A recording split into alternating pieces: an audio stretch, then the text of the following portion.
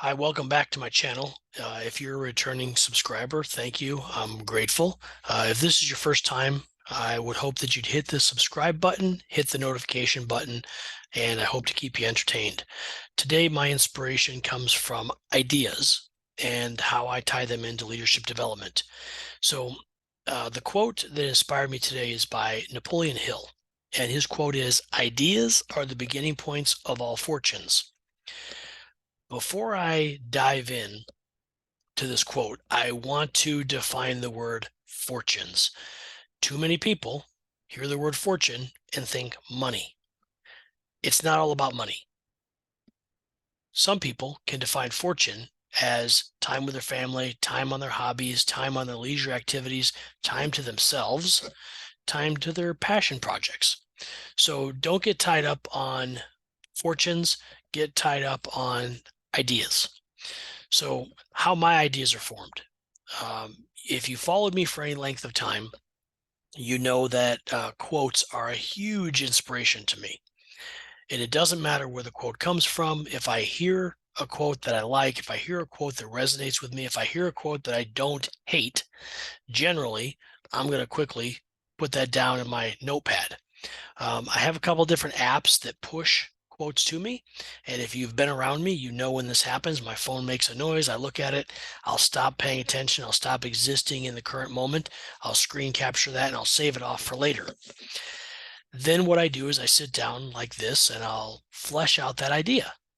Usually it's in writing, and that's how I start. I started writing, and I decided to do videos about a month and a half ago. And my reasoning for that was accessibility.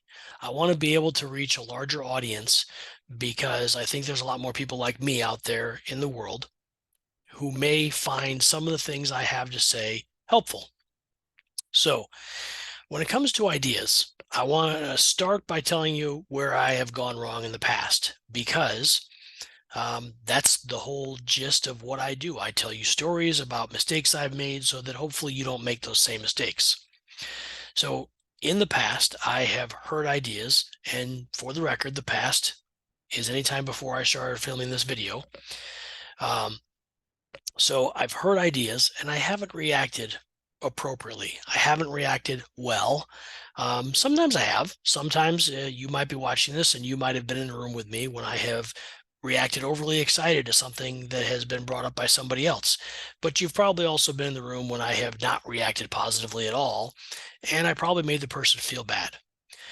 Smarter people have helped me grow, and I'm fortunate for that because how you hear an idea will determine whether or not you hear another one. If you are the type of leader who facilitates a warm and welcoming environment where people are comfortable, confident, encouraged to share, that is where the real magic happens. When there's a problem and everybody is comfortable and confident bringing potential solutions to the table, you stand a greater chance of solving that problem. And it's okay to just get started. You don't have to have a perfect solution to every problem. But if you step on that idea, if you squash that enthusiasm, if you squash that inspiration, there's a real good chance you're not going to get anything else out of that person. And that person may have been the key to collectively the group bringing an idea forward that not only lives, but potentially thrives. So I've seen a lot of this happening on social media. And I know that, social media for some people is the root of all evil. Uh, Whatever you think it is, it's not going away anytime soon. So we need to learn how to embrace it, and we need to learn how to be better at it. And I've seen some examples out there in the world where people are coming down harshly and saying, "Well, this is the right way to do things," or "You should do it my way," and that's great. I love that you have an opinion. I love that you feel comfortable sharing it and you're confident enough in your own beliefs to think that your way is the only way. But as I've stated in other videos before, I've stated these in Zoom interviews I've done, I've written it. It's okay to just get started. And I'm filming this off of a webcam. uh, through Zoom with over the ear microphone that some people would make fun of and say I'm playing video games in the basement of my mom's house. But this is what I choose to do. Why? Well, because it's easy, it's affordable. Um, I can afford to go out and buy a better camera. I can afford to go out and buy one of those fancy microphones. I can afford to buy fancier headphones. I choose not to. And my reasoning for not doing that is I think that would be a bad role model thing for me to do because I preach authenticity. I preach being real. I preach unedited videos that get to the point of what we're talking about. But also, I'll tell you, it's because I like my setup. I like the fact that I have a noise canceling microphone because I have kids, I have neighbors, I have, a street out in front of my house. Other noises happen that you can't hear. Right behind me is my kitchen. My kids can be in there eating and you'll never hear it because of this microphone. If I buy one of those fancier microphones, sure, I can spend enough money to buy one that does cancel out anything that's not spoken right into it, but I choose not to because I want to encourage you to follow your dreams.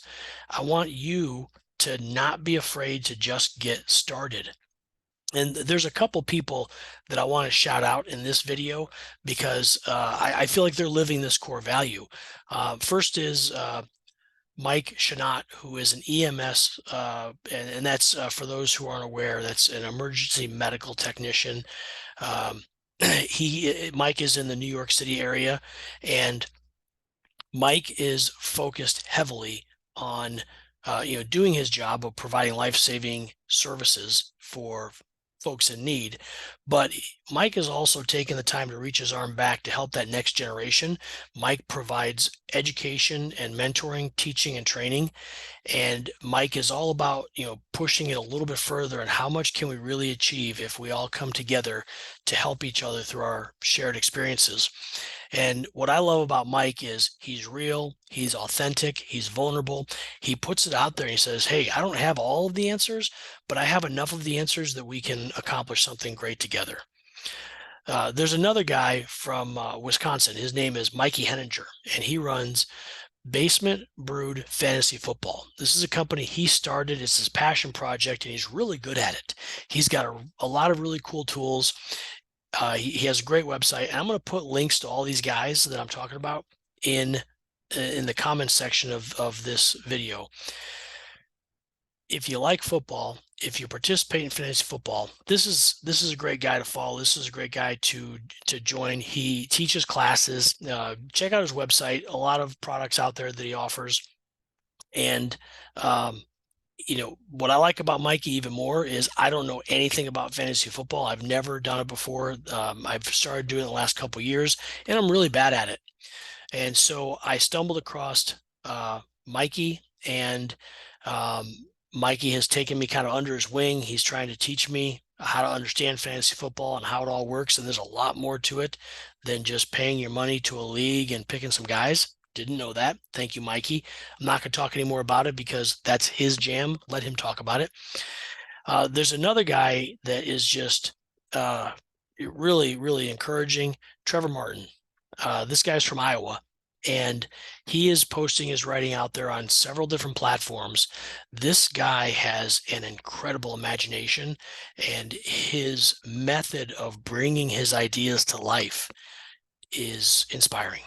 Now, I'm not into pirates or warriors or all that stuff, but this guy somehow manages to bring all that together and pull me in. And I'm the least guy who knows anything about pirates and warriors. Go check out his writing. You'll see what I mean. Really, really tremendous guy.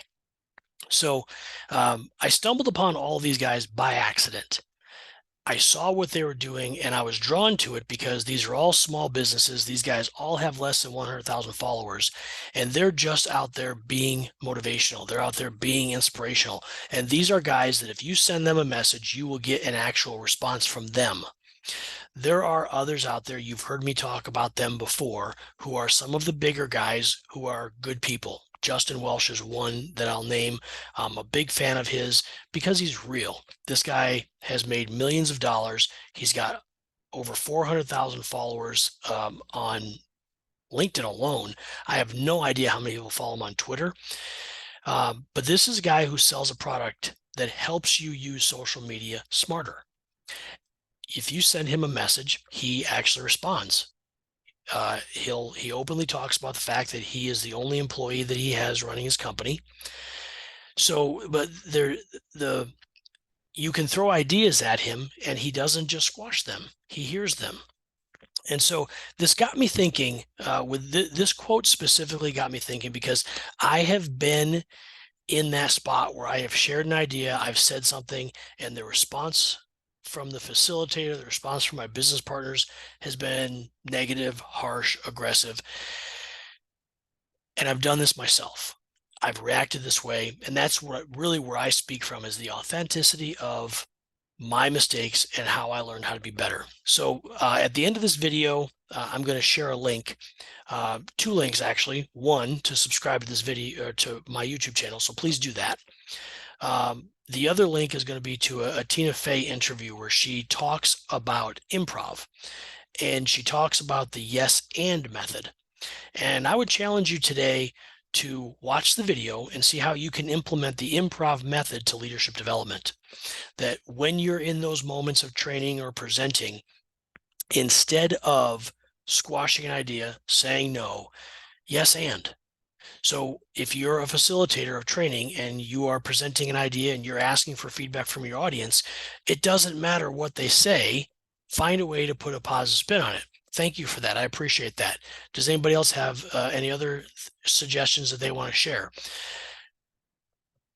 Just saying yes and. However you say yes and, it builds teams. It makes people feel comfortable. It makes people feel safe in that environment. And that is what leadership development needs to be about. If you want better people on your team, you have to build a safe and cohesive environment for them to learn and grow.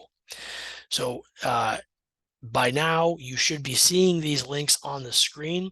The one with my face says subscribe. The other one is the Tina Fey video.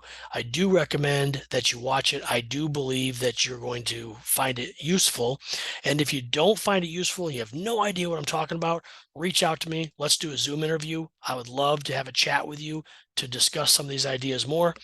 I have one more shout out, and this is to Mike Shinot, who made a recommendation to me that I'm going to be launching. So if you're still watching this video, reach out to me if you'd like to participate in this.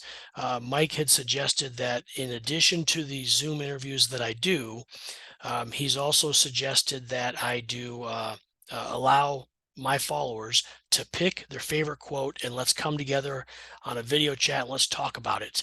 So if you have a favorite quote of mine, which you can find on my website, the link is also in the comments of this video. The Doses of Doolin. If you have one of those that you like, that you want to talk about, and here's what I like even more. I would love it if you'd go and read some of my writing, what I think about it, and then disagree with me. Let's come together and collaborate on that idea. So thank you again for watching. Please click on the links. Please subscribe to the video. Reach out to me. Let me know if you would like to have a discussion about any of the quotes. And I'm grateful for your time today. I hope you're having a wonderful day.